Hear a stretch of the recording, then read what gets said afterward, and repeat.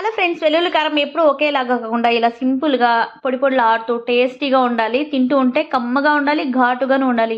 ఒక్కసారి ఇలా ట్రై చేయండి, చాలా బాగుంటుంది అనమాట. ముందుగా వెల్లుల్లిపాయల్ని కచ్చపచ్చగా దంచి ఆరబెట్టేసుకోండి. ఆ తడిదనం అంతా పోయిన తర్వాత ఇప్పుడు ఒక ప్యాన్ పెట్టేసుకొని జీలకర్ర అలాగే మినపప్పు కొంచెం ఆయిల్ వేసుకొని దోరగా వేయించేసుకొని ఆరబెట్టేసుకోండి. ఇప్పుడు తడి లేకుండా ఉండే మిక్సీ జార్ తీసుకొని తడి లేకుండా ఉండే మిక్సీ జార్లో 1½ కప్ అంతా కారం అలాగే ముందుగానే వేయించుకున్నాం కదా ఆ జీలకర్ర ఇందులో వేసుకొని కొంచెం ఉప్పు వేసుకొని బాగా మిక్సీ పెట్టేసుకోండి. ఇప్పుడు మనం దంచుకున్న వెల్లుల్లిపాయలు ఇందులో వేసుకొని కచ్చాపచ్చగా మిక్సీ పెట్టేసుకోండి. 2 కప్పులకి 1½ కప్ అంతా వెల్లుల్లిపాయలు వేసుకోండి, లేదా 1½ కప్కి 1 కప్ అంతా వెల్లుల్లిపాయలు వేసుకోండి. చాలా బాగుంటుంది. ఇలా కచ్చాపచ్చగా మిక్సీ పెట్టుకున్న తర్వాత ఒక ప్యాన్ పెట్టేసుకొని కొంచెం ఆవాలు, జీలకర్ర, మినపప్పు, కరివేపాకు వేసుకొని కచ్చాపచ్చగా దంచి కావాలంటే కూడా మీరు ఇందులో వెల్లుల్లిపాయలు వేసుకోవచ్చు. ఇప్పుడు ముందుగానే మిక్సీ పెట్టుకున్న పొడిని ఇందులో వేసుకొని బాగా ఆరబెట్టేసుకొని వేడి వేడి రైస్లో వేసుకొని తినండి. 1 మంత్ వరకు స్టోర్ ఉంటుంది. సూపర్ టేస్టీగా ఉంటుంది అనమాట.